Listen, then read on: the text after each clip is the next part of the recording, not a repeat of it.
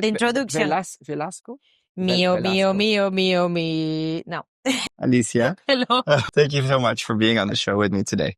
Thank you. Thank you for inviting me. We are here in beautiful Kos, Greece, sitting by the pool. It's our first day here at the festival. Yes. And I'm so happy that you want to be with me here on Behind the Shines today.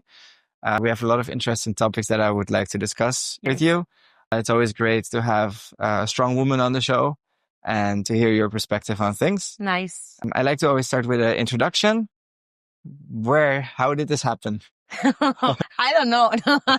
I have some friends, artists. I studied theater before dance.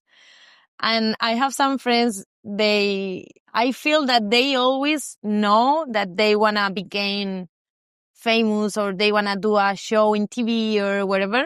And me, I never was so clear on that. I just even study theater. I didn't know that. My sister was doing theater when she was a child, but me was just dancing or doing different things. And when I start to study the career and everything, I feel passion. And I feel that this was and this is still being my calling. Thing to follow, yes, to go. And I never been clear about, I want to become a dancer. I want to become an actress. I want to have a company, have a school. But I did everything with passion. And I always follow that so deep with my 200%. And that's why everything happened and everything came. What was your first encounter with salsa? I was in Madrid. I was during the career, during the university. I was studying, I think, the third year, and I went out with some friends. I listened to music and I said, what the hell, what is this? I love it. I feel freedom. I feel like I know that. And it was so funny because I came from, in that moment, from hip hop, funky, this style. I looks like I know how to dance, but I didn't know how to follow. When everybody asked me for a dance, I was like so much energy without control. But I really joined because every time I go out with friends, not in the dance scene, like normal life before that, I was the only one who was in the disco dancing crazy. When I came into the socials and these or bars or this, I saw everybody dancing. So I was like, these are my people. These are like me. I think I feel so much connection with that and also with the music and how free I felt while I was dancing. And the connection I had with the music was amazing. I felt like I know this for other life. Yes, for a previous life. Yes. And then at some point you started to get deeper into the salsa. Who were your first inspirations or teachers? Yes. I remember I was in one of these disco dancing because everybody, when we start, we go out every night. We don't sleep, basically. So I still do it. Yeah. I remember myself in Madrid and I was in a disco and Falco Benalcázar was there and he saw me and he told me, hey, I'm doing an audition. Do you want to join? And I was like, I just finished my university. I said like, yes, let's do it. I didn't know how to dance on two. I just know how to dance and how to get into stage because I was working TV, theater, everything. But I don't know nothing about instrument, music, why we step this way, nothing. But I went to the audition. I was so brave. Even I think I didn't feel like, oh, I'm not ready. No, I want to do things. When you finish the career or you study something or you study with this passion, you feel that you can change the world. I was in that, and I'm still in that moment, but I was like, let's do it. Let's do everything. I went to the audition. I get into that. And with Falco, I started to learn instrument. I remember he asked, during the congresses, he asked question, who is the creator of, and I was like, in front of all these people, I was like, what my God. So I have to study. In that moment, we practice like 4 hours every day. One thing is that from theater, I learned that follow the rules, follow the instructions. No, if your teacher say, go down, just go down. Don't ask yourself, like, oh, I look strange. No, break the rules. Just follow. This is the good thing when Falco was teaching us and He's asked, move your shoulders more. I look like crazy, but this is what I have to do. Let's do it. And the fact that I didn't have a female, I think led myself to find who I am in the dance scene, because in that moment I looks like him, but I'm still being Alicia because I'm a woman also. And I think it was so interesting for me, even that I didn't recognize that process in that moment. I recognize now from outside, but I think it was so interesting to just follow technique rules. Then expression came because who you are and what feeling do you want to share. It's not about how I looks. It's about what do you want to share. That became to my personality or my style. Where did you find more of that identity that we see back today? It was like everything in life happened for a reason. And after I was with him like 4 years, and after these 4 years, he stopped the company. And I said, I want to keep dancing, but I don't really know how. I was watching this La Negra competition and I said, let's try.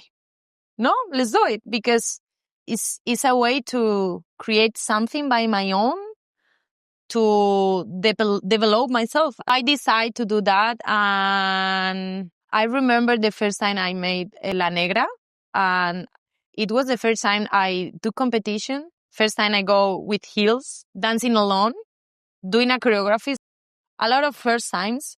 And I get the second place. And I was like, what the hell has to happen? It was an amazing process because of all these years learning, I learned that I have the skills to develop something. I learned how to train, how to practice. I learned how to have discipline alone. I put everything, I start cooking. It was an amazing experience. I remember to finish the choreography there. Everybody like, wow, crazy, because the style I propose it was so different in that moment. And nobody know me. It was like, who are you? And I remember go down the stairs and I was there and I was like, I just enjoy. I feel so proud because I enjoy a lot. After you were dancing with Falco, you started your own company. You started the Mambo Rock. Mambo Rock. Mambo Rock. Where did the rock come from? Well, but it came from Greece, because after the next day after the competition that I became second and all of that, I moved to Greece to work with a Brazilian company. I leave everything in Madrid, and I think I was trying to find myself. And these opportunities that came in a moment that you don't have nothing. You have so many things to do, but you don't have to keep nothing. I can leave everything and just go, and I want to live that experience. I was working in Greece for 1 year. All channels, like left, right. Really? There in the theater behind us. I came from a very strong discipline. Prepare yourself for a work competition to left, right. But I felt that I need that, and it was nice. And while I was here, I remember one girl wrote me like, hey, Ali, we are 2-3 girls interested in create something, a choreography. Do you want to be the choreographer? Please do something. We're going to learn from you. Mambo Rock came from that. Again, because I didn't, now I want to have my company, It happened. But why rock? From rock and roll? No, because the first choreography I made was Mambo Rock from Alfredito Linares. In that moment, we perform a lot in Madrid every weekend, and every places, every disco. And people start to call the girls, who are the Mambo Rock girls? Where are they? And I start to listen that, and I said, like, I like it. It stuck. So Mambo Rock came from that. And was the identity of the group to you, was it the same from the moment you started, or has it developed over the years? I think the big thing, the value is still there, which is transmit through dance, intentions through dance, and also find yourself being part of a company. And I'm still doing that with the people that work with me. I develop how from don't be able to express to be able to express all the emotions through dance. Like an actor I work in the same way with dancers. I'm still doing this from the beginning. The thing that maybe changed is my style, my way to dance, the music that I connect now with or this, but the value of my dance is this express. And I mean, your approach is probably closely tied also to the way how you were educated with the theater. That's what makes it unique also. For sure. When I finished university, I create my own company with some friends. We create our company, theater company. And when I stopped the company because I couldn't think in other thing, just dance. I remember arriving home thinking about choreographies, but I didn't think about the dialogue or the text that I have to remember and everything, the character. I said, maybe I have to choose because I cannot think in nothing else. When I told to my partners, like, guys, I'm going to leave the company, but I can still working with lights or whatever you need. I felt like I was, how do you say, fallar? Failed. Yes, because it's like I worked so hard for that. We were doing our own things. We create our space, theater space. People came to learn from us, these kind of big things in theater. And in that moment, I felt like so bad. But then, of course, with time, like everything, I understand that I need the theater part to do the things I'm doing in dance. Because I'm in dance, I work myself and I work with the people the same way as actors works, the same way. And I'm using, and I say using, because I use dance in a way of art to express thoughts, feelings, everything. And I think that's why Alicia is Alicia as a dancer, as an artist. Expression is very central for you in the dance. Because I see people dance for different reasons. Some people dance because it keeps them fit, because the social interactions. Some artists like to be more on stage to express, to give their story. Yeah. Others like to teach because they like to give to other people this experience. Others love to social dance. For you, is expression something that runs through all of this? For me, in the beginning, I was just focused on the stage, on share, on create, on expression, all of these feelings. I remember myself going to the studio and I was alone. I enjoy to practice alone, and I have the discipline and I join. When I finish the practice, I feel like I don't need anything else. I just need this because I can create everything in the studio. When I started, that was my goal to the stage. Then with time, I enjoy a lot the classes to teach. But in that moment, I love more teach advanced dancers, companies, these things, because I want to challenge myself all the time. Artistically, yes. Yes, and keep training this mood. And then with time, I think after my surgery also, I have to develop myself how to walk again, how to dance again, how to build these steps to go into dance again. And I understand so many things to share with beginners. I get in love with beginners classes. I think I need it and I get in love, both at the same time. And for me was the stage in the beginning was here, then more things happen. Now it's here on the same level as teaching. And at the same time, social is something that I always join. I always have fun. And for the beginners, is it more the fact that you're helping people that are just getting in contact with the world of salsa, that you're guiding them? Or is it also for yourself to go back to the basics? What is the thing that draws you to it? I always love back to the basic. I always love to teach that. But for me, I join the way that I understand how to really create a stir to develop movement, technique, and to make you grow from zero to a professional. Believe me, you can do it. Because I had to learn how to do it like super slow. Because sometimes dancers, we have talents or we understand faster things. We don't need to develop these stirs because we take it. But beginners, they don't used to be in contact with their body. So they need other process that they have to learn. I enjoy that to build these stairs, progressive. Yes. You briefly mentioned it, your injury, but I think it's interesting to talk about what happened because this had a big impact on your life. What's happened is that I had that back problem since I was a child. I'm talking about 5 years dealing with pain. Before the surgery? Before the surgery. I had to take morphine. That level, like wow. is like that level of dealing with that, no? When I start to feel this pain, I try to don't look at that. I try to take pills, to go to the physiotherapist and keep doing the things that you are doing and don't change anything. And that's the problem. Because when you have a very big pain, there is something wrong. You are training in the wrong way. You are doing something that is not good for you. And if you don't want to make any change, your body is going to stop you.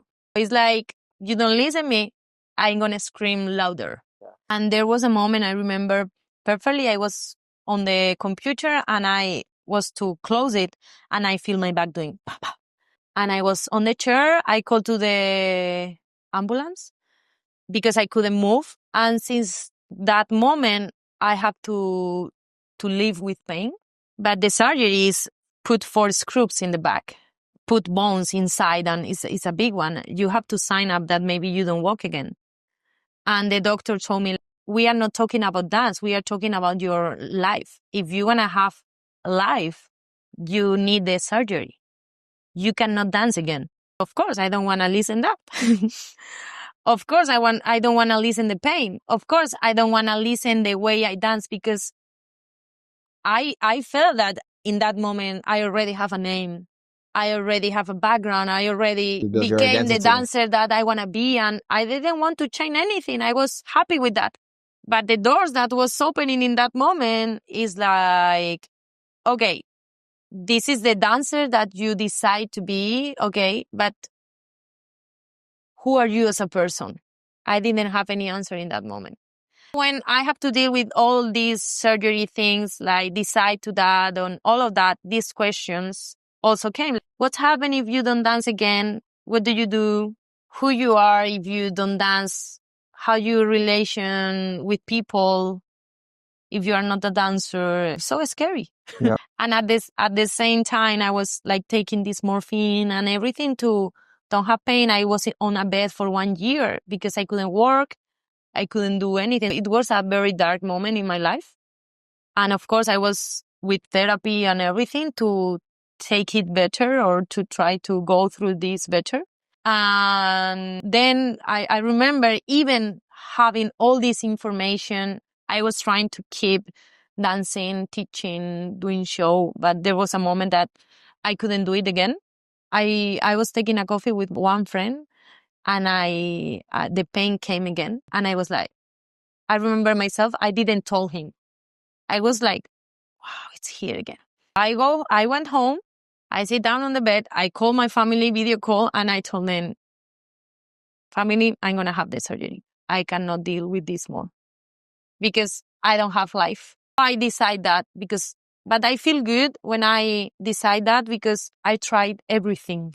So many people write me nowadays, what do you do? I have so much pain. The doctor told me that. I always tell them, try everything. Because once you go into the surgery, you don't know what's going to happen. Yeah. I can imagine the periods you go through after that. It's always the question to people, who am I? And most people, what they answer is, oh, I'm a lawyer or I'm an educator. And my profession. I am my profession or my hobby. Maybe I'm a Pokemon card collector. But this is what we define ourselves as. And Yes. it's so important for us to feel a sense of identity. And suddenly that's taken from you. You had to face the reality that maybe you would never dance anymore. You had to face the possibility that what defined your personality, that it was not going to be there anymore. And was for you the only light at the end of the tunnel, oh, maybe I will dance? Or did you also think, what's my plan B? What happens if I never dance or walk anymore? The bad and the good thing is that I didn't have plan B. The good thing is that I had to accept that this was happening to me. And that was the first step, because at the moment I said, I'm going to do the surgery, I accept that. And after the surgery, that everything goes well, like about the surgery, no? I feel so good. It was one of my best moments of my life. I can tell you, like, it's crazy, but I accept that. And I told to my body, now you go. I'm like, I'm here with you and now you go. I was for so many years, I'm talking to my body because it was like this. I was so many years telling you, you have to do this and this and this better and this. Now you decide your rhythm. This process was amazing. And I promise, I was surrounded about love. My family take care of me with some love that I told to my mom, you are helping me in the way that you cannot imagine. And then with day by day, the challenge was walk from here to there. That was the challenge. I couldn't do even this. If I want to go to the bed, they have to take my legs and they have to take my head and go everything at the same time. And again, this is how many years ago? 4 years ago. 4 years ago. Not that much. Wow. In those 4 years, you have made an almost full recovery. You are performing, you are flexible, you are strong. Yes. Because we live, I think, in a scene where it is often expected of artists to cross their own boundaries, or at least to have the boundaries set very wide, because it is often expected of them to go to take the flight right after the social and not sleep in the night. Or it is expected of them to not have freedom in what food they eat, or it is expected of them to dance in the social for many hours after teaching all day. For you, do you feel like setting boundaries has hurt you on the business side as well? No, I don't feel that nowadays because it's not other way for me. If you want me in your event, has to be like this. And I think I'm a very nice person in the way that I can adapt, but also respect myself in the way that I have to take care of myself, of my health. And I'm the responsible to take care of that, not you. I try to explain to you, let's take these flights that is better for me, and I take care of that. And I can adapt with the things of the food, but we are traveling every weekend. We cannot adapt every weekend. We can be flexible, but we cannot eat pizza every weekend because we need to take care of the body. But one day it's okay for me, no problem. I can do it. I enjoy. I enjoy a lot.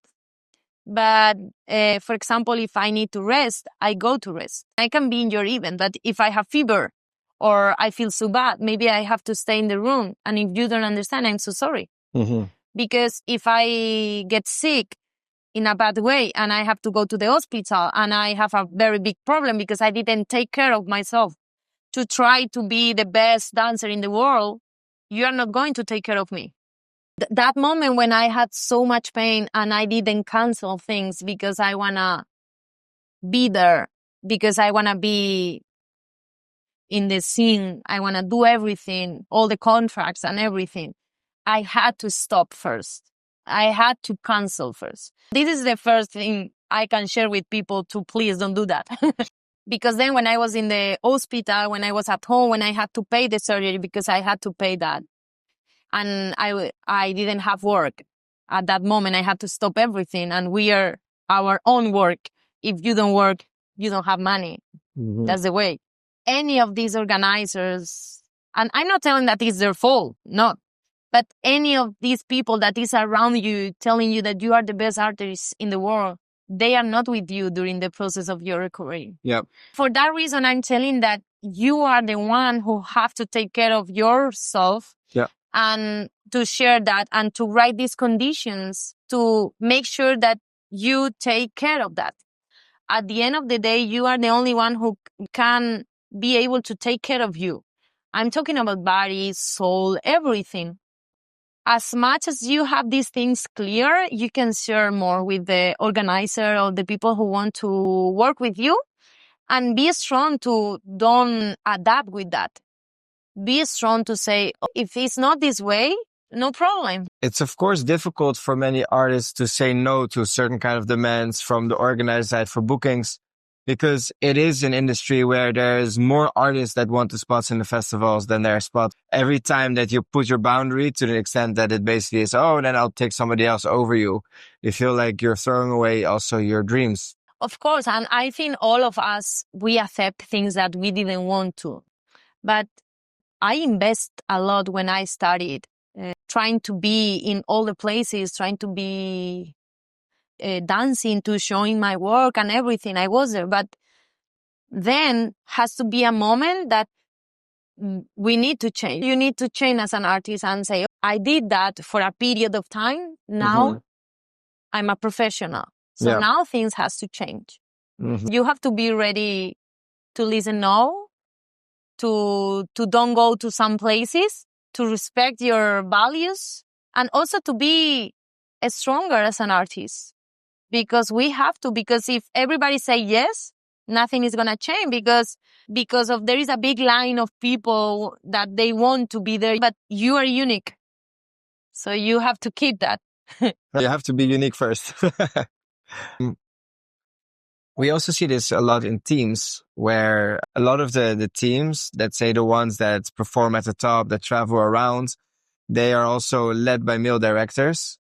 And if we often hear the question, okay, so when are the female directors for these partner work teams coming up? Is this something you see changing in the future? I think it's going to change because world is changing already. And I think it has to change because there is no way to keep that. If you are working as a partner or you have a very strong work in partner work or whatever, you need two. You need two. Is the fact. And I think it's not just that we as directors, students ask for that. They are starting to asking for that. And that's the best thing. That's good. Because I'm not talking about beginners that they don't know. They just came into a studio and there is one teacher. No, I'm talking about people who want go to the stage. I want two persons here. This is good because I think in a place where directors hold a certain kind of power, and that is then very easily given to men that happen to be leaders, because still we see that most men, they become leaders, most women, they become followers in the dance. Do you think that in a way salsa and maybe dance in general has this sort of patriarchal structure built into it? Is that something that we need to accept, or is that something that we need to change? It's not that we need to change, is that it's not a leader or follower and that's all. If we are working together, you are a leader and I'm a follower during the dance. But maybe to manage the company, I'm the leader and you are the follower. We change this. So I think it's more that, to accept that now I'm the leader and you listen to me. And I think now this is changing and we have to change the way that we see. If you're the leader, we just follow you in everything. And if you're the follower, you don't have nothing to share with us. No. Because that's what we see a bit in the previous generation. This is also why when you look at the Old School Legends event that was in Madrid last week, we see the panel of legends. I wasn't there, but I saw stories of girls asking, why are there 10 guys on the stage and no women? The girls are saying, are there no female legends? Also girls that are not even in the salsa scene. They're generally asking, like, how does this work? I didn't listen the interview. I wasn't there.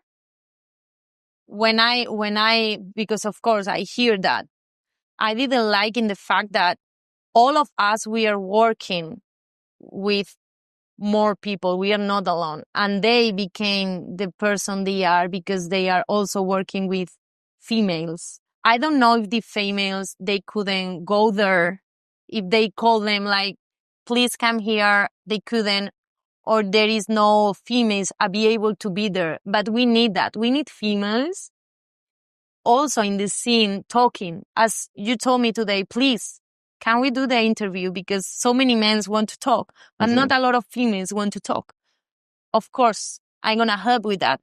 And I'm here to also try to put my point of view to try, because I'm as the way I work, I try to bring values to my community. And this is the way to change the world with your small people, no? Setting the example. In this interview, of course, we need females. Of course, we need to hear, even if they are not dancing right now. I don't know. But we need to hear their voices. Even in a video call or whatever, we have to. It's important to have both a point of view. It's important if you became professional working with someone, we need to listen the other part. It's not we need, it's we want to listen. And I believe that there is so many women that they want to share that. I think we've already come a long way in the last 20 years in terms of the role of women in the scene. Back in the days, they would hardly even be acknowledged, only as the partner of the male dancers. And now I think also with the rise of body movement classes, lady styling, it has empowered a lot of women also commercially to be able to be successful without even needing collaboration with men. But also in the collaborations with men, they have gotten a stronger voice, and there's more asking for more vocal women also in teaching. And when we talk about power imbalances or differences in opportunities, or maybe differences in the experiences for women versus men, some people say that, okay, well, the work is done. We don't need to talk about it anymore because we are already there. What would you say to somebody that with such an opinion? We are not already there. We need to keep talking about everything we want to talk. And if it's hard for you to talk about that, it's because we have to talk about that.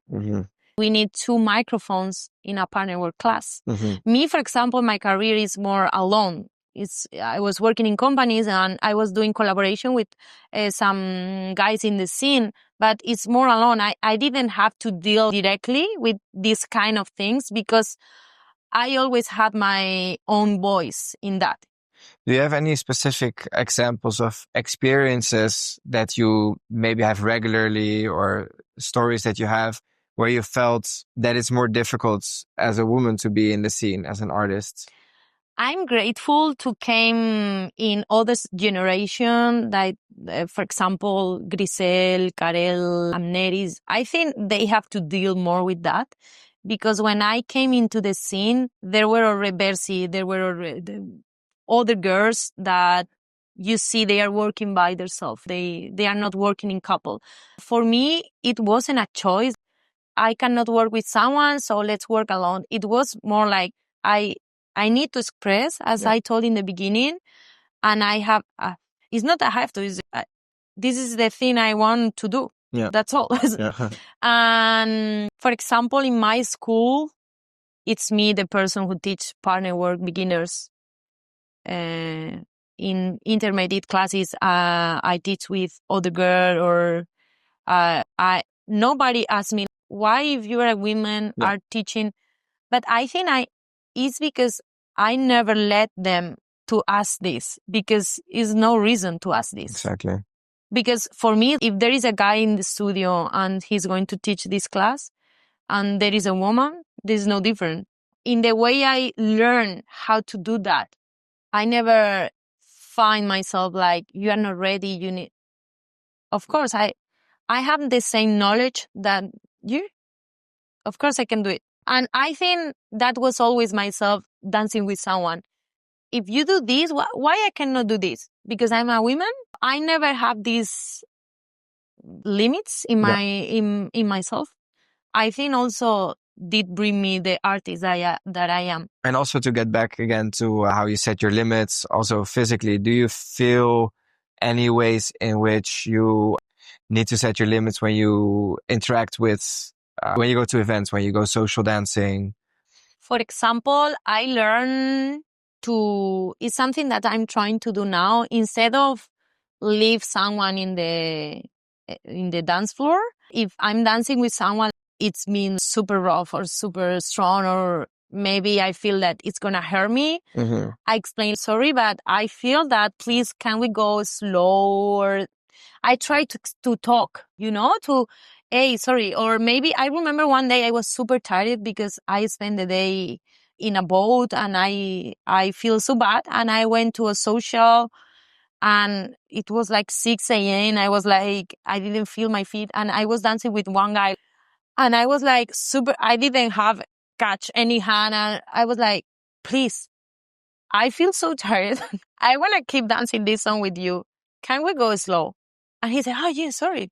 No problem. So I'm learning to talk first than put a strong face or to say, hey, I'm leaving or wherever. Because sometimes you have to leave the dance floor. But this is also a good conversation to have. It's one of these unspoken rules that I think many people, when they start dancing, many followers, we don't teach them how to set these limits or how to deal with it. But not only the woman, because it's easy to say we need to teach the woman, but also we need to teach men and tell them that it's okay to get this feedback. It's not something personal, because I don't think any of these guys, they want to hurt the follow, right? No, and of course. They might not be aware that they're leading rough, or maybe they're trying to remember some sort of combo from the class. And of course, it's difficult. It's a difficult dance, so their technique might not be there yet. I think it's a conversation for two sides. For the woman, it's so good to have role models like you who explain to them it's fine to set your boundaries. It's fine to communicate. Hey, I like to dance a bit easier. Also, maybe I'm tired. Maybe, hey, I feel like it's too rough. And we need to teach the men to not take this as a personal insult. I have been told in the past, as I was learning, somebody said to me in the dance, hey, you're dancing too rough. And I remember the first gut reaction is like, how dare you say that? Whereas like, wow, that's so wrong. That's the wrong reaction to have. It shouldn't be, how dare you say it? Oh, thank you for communicating your boundaries with me. Let's make this great for everybody. And for me, maybe a moment to think about how my methods. And because this woman is not, adapt. The woman is not only improving her experience for that dance, but maybe also for the experiences of all the women that come after her. And also for the guy, because the woman will be happier to dance with him. Communication. But I think it's something that I'm learning now to also to do it, because I don't used to do it. You used to finish the dance and say, okay, I'm not going to dance with you again. But instead of that, I think it was Veronica the first one who I listened at, and I said, I like it, because why not? I can explain you, for example, if I'm in salsa bachata congress and I'm dancing bachata, first of all, I explain you, I have some back problems, so please don't be. So if you don't want to understand, I'm going to leave. I'm okay. It's your problem. If I tell you, like, I'm so sorry, I cannot do this right now, and you just want to do it's your problem. But also for my student in the school or with talking with you, I think it's a very important thing to share. Like, you, even if you're dancing with a girl that she's dancing alone, you can say, sorry, do you want to keep dancing, or you want me to? You know, so we can talk about that. Because we don't understand the other person, and we meet people from around the world. So everybody's different, everybody dances differently. This is why I start every bachata dance and I say, I'm sorry, I'm allergic for body waves. And they get like, oh. I think that's a great takeaway for anybody listening to the podcast. This last message. Let's communicate more together. Let's make sure we all have a great time, because that's what we're here for. I'm going to publish this podcast on Spotify and YouTube. And of course, you'll find us on Instagram as well. As always, do not hesitate to drop your questions that you have for Alicia, or any other thoughts you had about what was discussed. Put it in the comments. The communication is what we're here for, the engagement with you. And for now, I want to thank you very much. We're going to watch the shows. Bye. And we see you next time.